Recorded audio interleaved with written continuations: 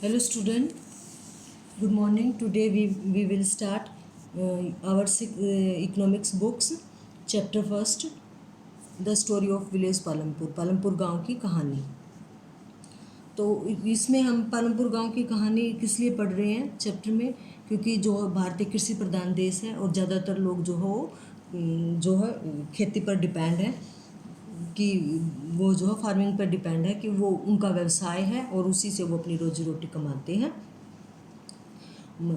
इसीलिए जो है हम यहाँ पर हमारी अर्थव्यवस्था में क्या पढ़ रहे हैं। सबसे पहले हमारी इकोनॉमिक्स में हम पालमपुर गांव की कहानी, एक गांव जो है इमेजिनरी गांव है पालमपुर, उसके बारे में बताया गया है कि किस तरह का गांव है और क्या क्या उसमें जो है फैक्टर्स ऑफ प्रोडक्शन के लिए, उत्पादन के लिए मतलब क्या क्या कारण है, क्या क्या चीज़ें हैं जिनकी ज़रूरत पड़ती है, और कैसे गाँव के लोग अपना जीवन निर्वाह करते हैं, कैसे अपना जीवन यापन करते हैं, अपनी जीविका जो है वो उनकी क्या होती है। ये सब जो है इस चैप्टर में हम रीड करेंगे। तो इस the purpose of the story is introduce some basic concept related to production, and this we do through a story of a hypothetical village called Palampur. ये एक पालमपुर गांव की कहानी है जिसके जो है उद्देश्य उत्पादन, इसका उद्देश्य क्या है इस लेसन का, कि उत्पादन से संबंधित कुछ मूल विचारों पर जो है हम चर्चा करेंगे। पालमपुर में खेती जो है मुख्य व्यवसाय है लोगों का, और जो है लघु स्तरीय निर्माण, डेयरी, परिवहन और इन सब के जो है सीमित स्तर पर की जाती है। तो इन उत्पादन क्रियाओं के लिए विभिन्न प्रकार के संसाधनों की आवश्यकता होती है। वो संसाधन कौन से हैं? प्राकृतिक संसाधन, मानव निर्मित संसाधन, मानव प्रयास, मुद्रा यानी कि land, labour, capital, production process और वर्किंग कैपिटल, फिक्स कैपिटल, ये सब चीज़ें जो ह्यूमन कैपिटल, मल्टीपल क्रॉपिंग, ये सब चीज़ें जो हैं इसके अंदर, इस गांव के अंदर होती हैं, हम पढ़ेंगे। तो गांव में जो अधिकांश भूमि के स्वामी उच्च जाति के जो 80% परिवार जो है उच्च जाति के हैं, और जातियों के इसमें जो है इस गांव में विभिन्न जातियों के लगभग 450 परिवार रहते हैं। और गांव में जो है बिजली भी आ चुकी है, अधिकांश घरों में बिजली भी है। खेती में भी जो है नलकूप में जो है बिजली कलेक्शन है। और पालमपुर गांव में 2 प्राथमिक विद्यालय भी हैं, एक हाई स्कूल भी है, और एक जो है क्या है, एक प्राइवेट डिस्पेंसरी भी है, where the sick are treated, जहाँ पर जो है बीमारों का इलाज भी होता है। ये सभी सुविधाएं भी इस गाँव के साथ साथ हैं। तो भारत के गांव में खेती उत्पादन की प्रमुख गतिविधि क्या है, और अन्य उत्पादन विधियों में जैसे गैर कृषि क्रियाएं क्या है, लघु विनिर्माण, परिवहन, दुकानदारी आदि शामिल होते हैं। हम उत्पादन के बारे में कुछ सामान्य बातें जो है इस लेसन में रीड कर रहे हैं। नेक्स्ट क्या है हमारा, ऑर्गेनाइजेशन ऑफ प्रोडक्शन। अब किसी भी उत्पादन का संगठन के लिए हमें जो है उत्पादन के उद्देश्य के लिए हमें ऐसी वस्तुओं और सेवाओं की ज़रूरत होती है। वो कौन कौन सी हैं हमारी, जो है फर्स्ट रिक्वायरमेंट है लैंड, सेकंड रिक्वायरमेंट है लेबर, लैंड यानी कि भूमि चाहिए हमें खेती करने के लिए, और लेबर यानी कि उस पर काम करने के लिए लोग चाहिए। थर्ड रिक्वायरमेंट हमारी फिजिकल कैपिटल यानी कि भौतिक पूंजी। भौतिक पूंजी के अंदर जो है हमारी फिक्स कैपिटल और वर्किंग कैपिटल आती है। फिक्स कैपिटल में हमारे टूल्स, मशीन्स, बिल्डिंग्स आती हैं, और वर्किंग कैपिटल में हमारा रॉ मटेरियल और मनी इन हैंड यानी कि पैसा और जो कच्चा माल आता है। अब जो है एक चौथी आवश्यकता भी होती है, और वो उसको हम क्या कहते हैं, कॉल्ड ह्यूमन कैपिटल, यानी कि वो क्या कहलाती है, ह्यूमन कैपिटल कहलाती है। फोर्थ रिक्वायरमेंट कि आदमी जो है उस पर काम कैसे करता है, ये मानव पूंजी जो है उसको आजकल जो है मानव पूंजी कहा जाता है, लोग जो उस पर अधिक काम करते हैं। अब every production is organise by combining land, labour, physical capital and human capital which are now as factor of production. ये क्या है, हमारे मेन उत्पादक के कारण है, फैक्टर ऑफ प्रोडक्शन के हैं। अब आगे नीचे फार्मिंग इन पालमपुर। अब पालमपुर में खेती, पालमपुर के बारे में पढ़ रहे हैं। तो फर्स्ट है हमारा लैंड इज़ फिक्स्ड। अब भूमि जो है वो स्थिर है, कि 75% लोग जो अपनी जीविका के लिए खेती पर निर्भर हैं पालमपुर में। और भूमि मापने के लिए एक मानक इकाई क्या होती है, hectare. The standard unit of measuring land is hectare. Second point हमारा, is there a way one can grow more from the same land. क्या उसी भूमि से अधिक पैदावार करने का कोई तरीका है? तो पालमपुर में समस्त भूमि पर खेती की जाती है, कोई भूमि बेकार नहीं छोड़ी जाती। बरसात के मौसम में जो है किसान ज्वार और बाजरा उगाते हैं, और इसके बाद अक्टूबर और दिसंबर के बीच आलू की खेती होती है। सर्दी के मौसम में जो है वो खेतों में गेहूँ उगाता है। इस तरह से जो है टाइम टू टाइम चेंज करके जो है वो खेती करते रहते हैं। एक फसल जाने के बाद दूसरी फसल जो है, दूसरी क्रॉप वो जो है उसमें उगाते हैं। पालमपुर में एक वर्ष में किसान 3 अलग अलग फसलें जो हैं पैदावार करते हैं। The main reason why farming are able to grow 3 different crops in a year in Palampur. Next है हमारा, एक वर्ष में जो है किसी भी भूमि पर एक से ज़्यादा फसल पैदा करने की विधि को क्या कहते हैं? बहुविधि फसल प्रणाली कहते हैं हम, multiple cropping, as now as multiple cropping की जाती है। ये आगे नेक्स्ट जो है इन ग्राफ के माध्यम से जो है cultivated area over the years, ये आपको जो समझाया गया है, बताया गया है। तो the green revolution in the late 1960 में जो हरित क्रांति जो है आई थी, उसके बारे में बताया। Introduce the Indian farmer to cultivation of wheat and rice using high yielding varieties HIVs of seeds. तो हरित क्रांति ने जो है भारतीय किसानों को अधिक उपज वाले बीजों HIV के द्वारा गेहूं और चावल की खेती करने के तरीके सिखाए। HYV के द्वारा जो है खेती के तरीके सिखाए, और किसान उर्वरकों के रूप में जो है गाय का गोबर और दूसरी प्राकृतिक खाद का भी प्रयोग करते हैं। Cow dogs and other natural manners भी जो है वो फर्टिलाइजर्स यूज़ करते हैं, फार्मर यूज़ करते हैं। अब भारत में जो है पंजाब, हरियाणा और पश्चिमी उत्तर प्रदेश के किसानों ने खेती के आधुनिक तरीकों का सबसे पहले प्रयोग किया। Farmers of Punjab, Haryana and western Uttar Pradesh were the first try out the modern farming method in India. Modern farming method use किया गया। पालमपुर में जो है क्या होता है, in Palampur the yield of wheat growth from the traditional varieties जो है पालमपुर में जो है परंपरागत बीजों से गेहूं की उपज 1300 किलोग्राम प्रति हेक्टेयर थी, और HYV जो है बीजों से उपज जो है 3200 किलोग्राम पर हेक्टेयर, यानी कि 3200 किलोग्राम प्रति हेक्टेयर तक पहुंच गई है। गेहूं के उत्पादन में बहुत अधिक वृद्धि हुई, और किसानों के पास जो बाजार में बेचने को अब अधिक जो गेहूं जो काफ़ी मात्रा में उपलब्ध हो गया था। यहाँ पर गांव में बताया गया है कि modern farming method, HYV seeds और केमिकल फर्टिलाइज़र, इन सब के बारे में जो है नई नई तकनीकें आई। Irrigations, farm machinery, diesels, canals, pump, state electricity, ये जो है फर्टिलाइज़र्स यानी कि खाद, ये सब चीज़ें जो है नई नई मॉडर्न तकनीकों की जो है खोज हुई और उनको खेती पर अप्लाई किया गया।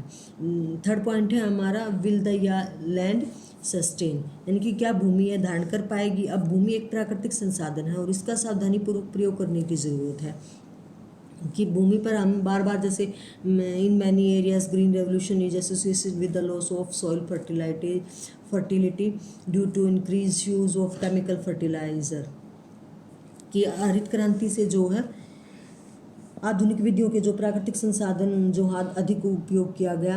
अब क्या करें, अनेक क्षेत्रों में जो है हरित क्रांति के कारण उर्वरकों से अधिक प्रयोग से मिट्टी की उर्वरकता कम हो गई, यानी कि जितने भी हमें जो केमिकल फर्टिलाइज़र यूज़ किए गए तो भूमि की उर्वरकता कम हो गई।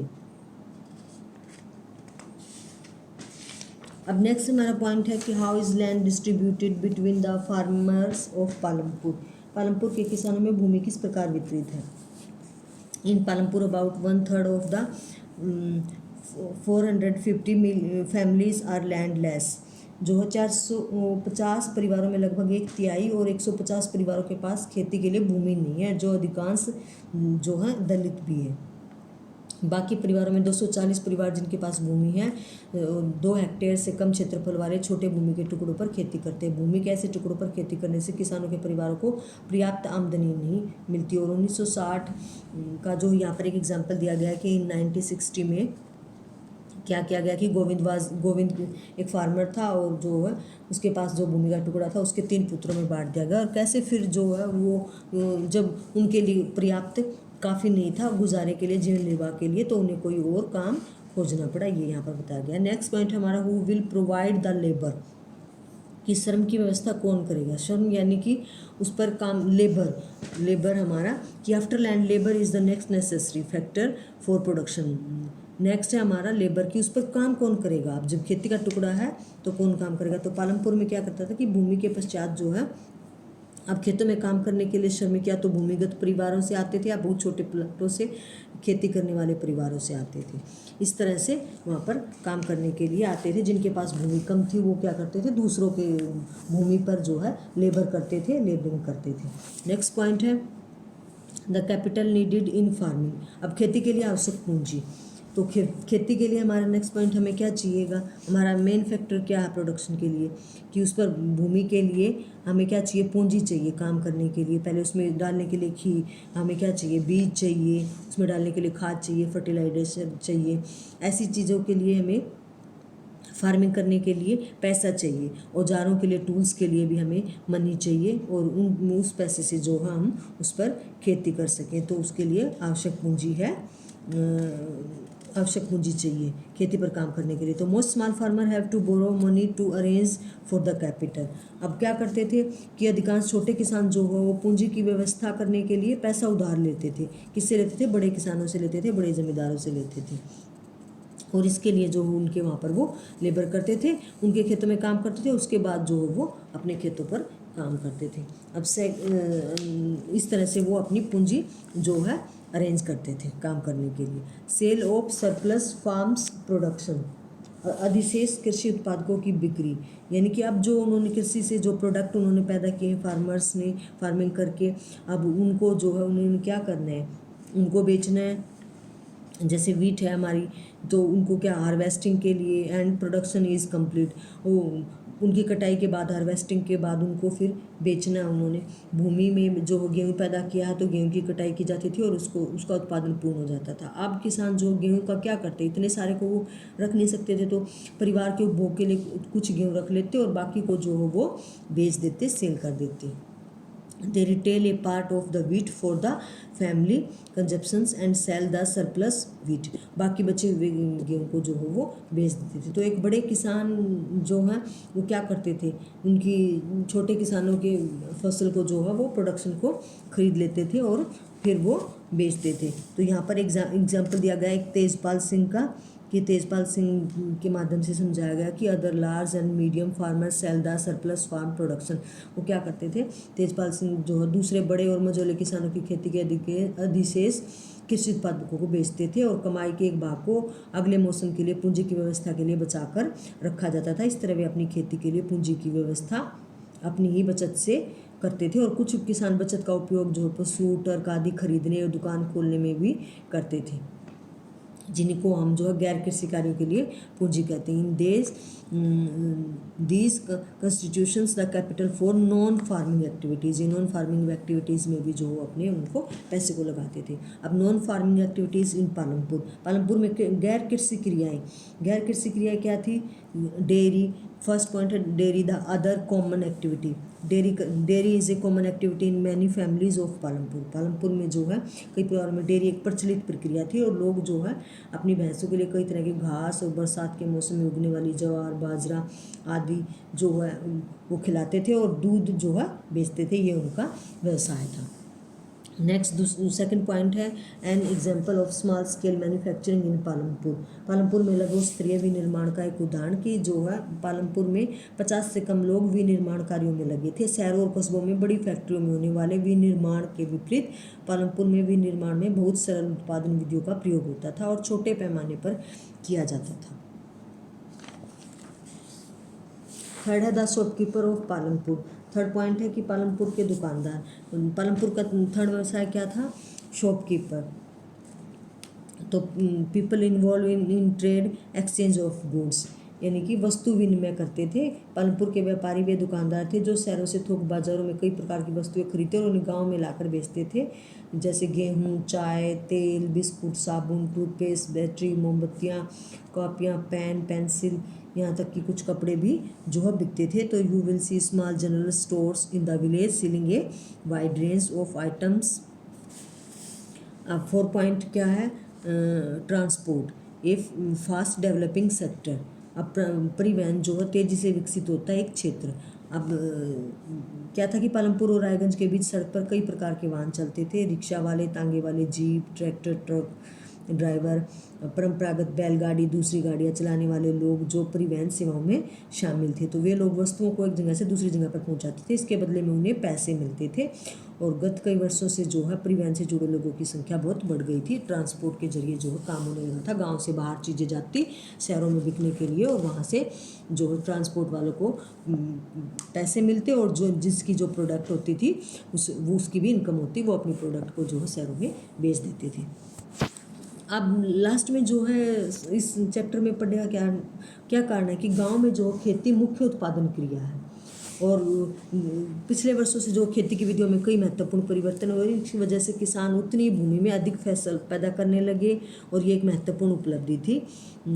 इन the way farming is practice, तो this have allowed the farming of production more crops for the same amount of land. This is an important achievement. यह एक इम्पोर्टेंट अचीवमेंट थी गाँव के लिए।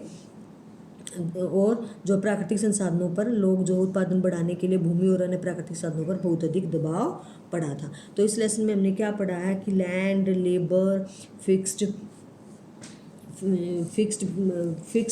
कैपिटल और ह्यूमन कैपिटल, ये सब चीज़ें हमने पढ़ी हैं। बहुविधि फसल प्रणाली, ये सारी चीज़ें हमें पढ़ी। हमारा इस चैप्टर में मेन क्वेश्चंस क्या बनते हैं, इस चैप्टर के अंदर जो है मेन क्वेश्चन ये है कि पालमपुर के लोगों का मुख्य व्यवसाय क्या था, बिजली के ने जो उनके काम को कैसे आसान कर दिया था, बाकी और खेती के अलावा और क्या क्या काम थे जो उस गांव में लोग करते थे, जैसे शॉपकीपर, डेयरी फार्म आदि। और भूमि को कैसे बांटा गया था कि छोटे किसानों को ज़्यादा दी गई थी, बड़े किसानों के बीच में जो है छोटे किसान और बड़े किसान कैसे अपनी पूंजी जो है इन्वेस्ट करते थे और कैसे प्रबंध करते थे पूंजी का, ये सब हमारा इस चैप्टर यहाँ पर कंप्लीट होता है।